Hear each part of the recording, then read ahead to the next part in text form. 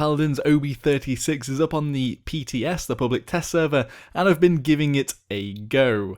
It's worth noting that all the female characters at the moment are bold, and if you're into Buck, then you may also very much enjoy this patch. But also the men seem to have taken a bit more of a hit than the women in this patch, and in fact they've lost their heads completely. Either way, it's quite funny to see this on the test server, but I think they are patching it out, and it might be the reason why the patch was postponed from today to later this week. Perhaps that was one of the big issues that they were facing. Either way, the game played fine, and another note is that I was only able to play against bot players as the PTS just doesn't have as many people on it, so I just had to play against bots. So that's why they may be very derpy in the game. Today's video is sponsored by Jacked. Earn rewards for your favourite games you're already playing, including Overwatch, PlanetSide 2 and Smite, just to mention a few. Sign up for free with the link in the description below, and all you need to do is get the app and play the games you're already playing. Why not? One of the big features is the top play of the match, which you might be very familiar with if you've played Overwatch and seen the play of the games. I don't think this is going to be a perfect feature here either.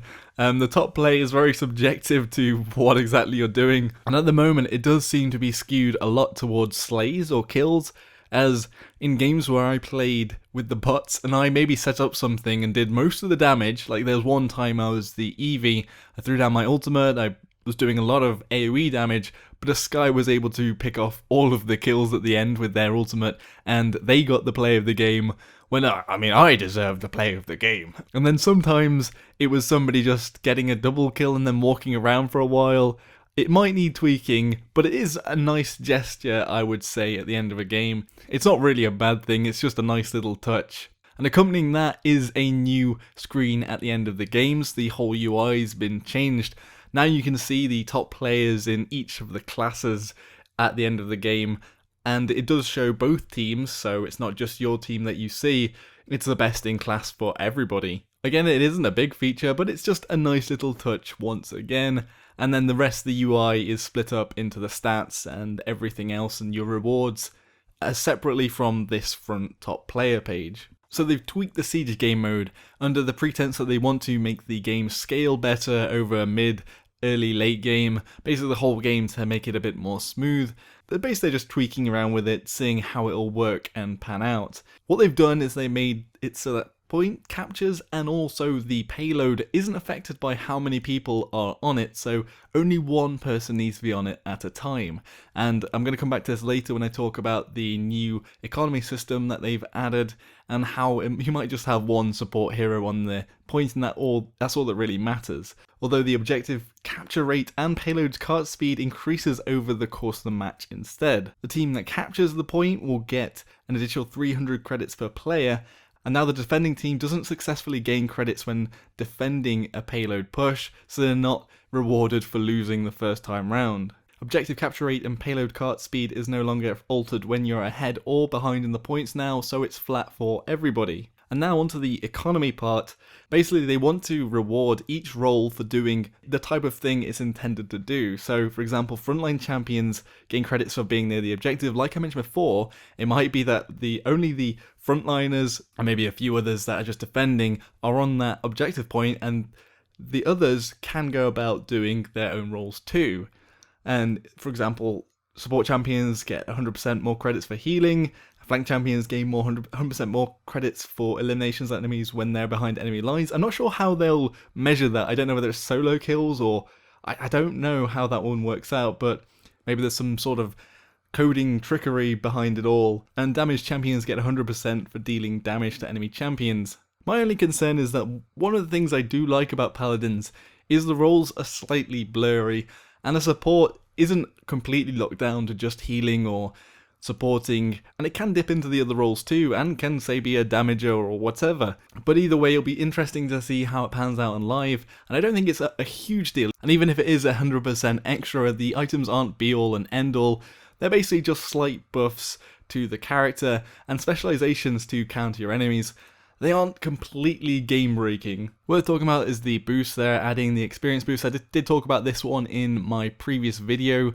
This is just one of those things as a free-to-play game that they have to make money, that's the bottom line, and monetizing people's time is one of the oldest ways that free-to-play games get by, so giving a better XP and things isn't exactly pay to win.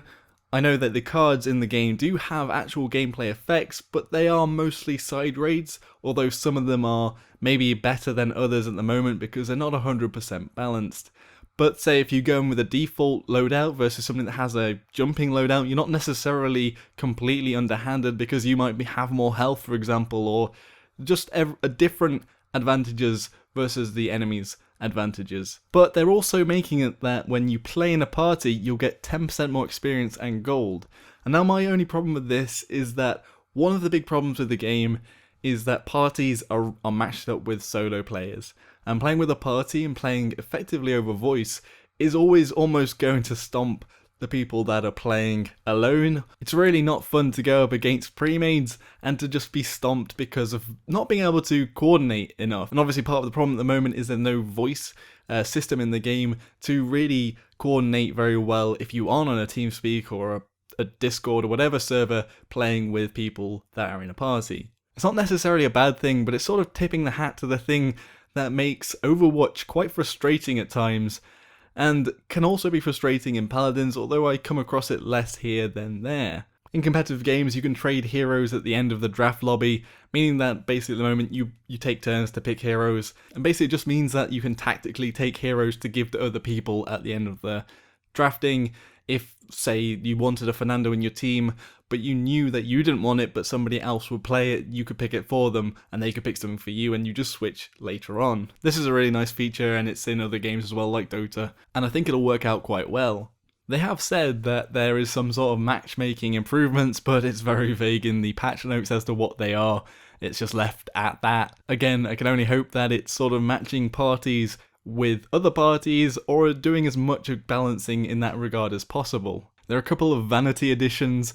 One, they've made it so that there are, in quotes, country flags on the top players list when you look at the leaderboard section, but at the moment it's just either, they've just split it into Canada/America, so basically North America, then Europe as a whole block. But yeah, I mean, it's a bit of a stand-in at the moment. And I suppose it's nice to see which region they're playing in, but that isn't the country flags. It would be interesting if you could have everybody's countries. I mean, it wouldn't really matter. It'd just be maybe a vanity thing. Maybe the Germans could be happy if they were the top. But maybe even the people from Burkina Faso being at the top of the leaderboards would be more impressive. The champion screen is also a bit more vanity-centric, as it will now show you your own characters and which ones are higher ranked, or basically gold, platinum, diamond, and so on, so that you can feel safe in the knowledge that you are the master of each champion in the game. Or maybe you're not and you don't want to go on there to see the rubbish ranks. They've also basically added textures and a revamp to the shooting range, and allowed it so that you can change your loadout and character whenever you like to on the shooting range, which is very useful. I'd like to see being able to customize or having lots of different types of enemies with different resistances and different items on them, so you can test the resilience to your own attacks, for example. Like I did that damage video before, it would have been useful to see how attacking an enemy with Haven 3, for example, would be reduced, although you could do the math anyway. But it's just a nice touch, I suppose. Although I did personally quite like the VR sort of Tron-esque visual it had before. There's been some champion balancing, and first of all, Drogos has had his punch slightly nerfed in that the time in flight has gone from 5 seconds to 4 seconds. I think something was needed to nerf his punch, and personally, I don't know whether it was a duration, rather than the fact that once you are in flight, the turn is so tight that you can just sort of spin around and hit somebody so close to you. Personally, I prefer if you had to sort of aim it as you fired, and the turn was really tight, and once you had gone past somebody, it was almost impossible to turn back again. I think that might make more sense on Drogos. The duration doesn't matter too much. You can still sort of spin around and get the hit. Most Drogos players will get it in the first few seconds, really. But I suppose it's better than nothing.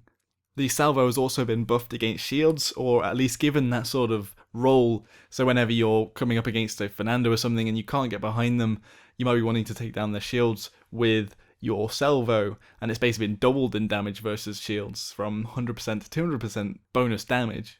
Fernando's charge has also been nerfed with an increased cooldown from 6 to 8 seconds, as he was a bit too powerful as a flanker and an aggressive player in matches before. Maldamba has been buffed. I don't think it was as effective as they thought he would be, and the gourd is the big one, with healing going from 200 to 280 per second, and damage doubling from 100 to 200 per second.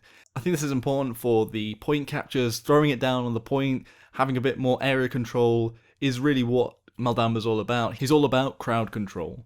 They've also reduced the size of his left click ability, the Spitting Cobra, basically making the projectile smaller, which it doesn't have too much of an effect, but before it was very easy to hit with the Spitting Cobra, and now you'll have to aim a little bit more.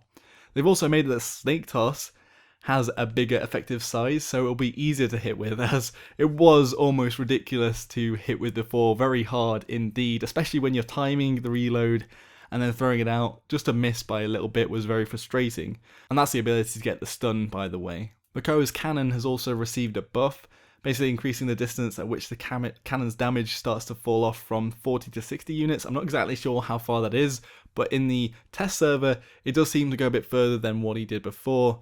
And seeing as Makoa's cannon is really hard to hit with because it has quite a high drop and it has travel time as well, I think this is a step in the right direction. Maybe not enough, I'm not too sure. And another quite big one, or one that's been called for a lot, is a nerf to Ying, reducing the illusion's duration from 12 to 8 seconds. Personally, I don't think that'll change a lot, because when I play Ying, I'm putting illusions down all the time, because the game is always moving onwards and you need to be in the right spot at the right time, and hardly any of my illusions get to that 12-second mark, and probably not even 8 seconds. They don't survive that long because I put down a fresh one.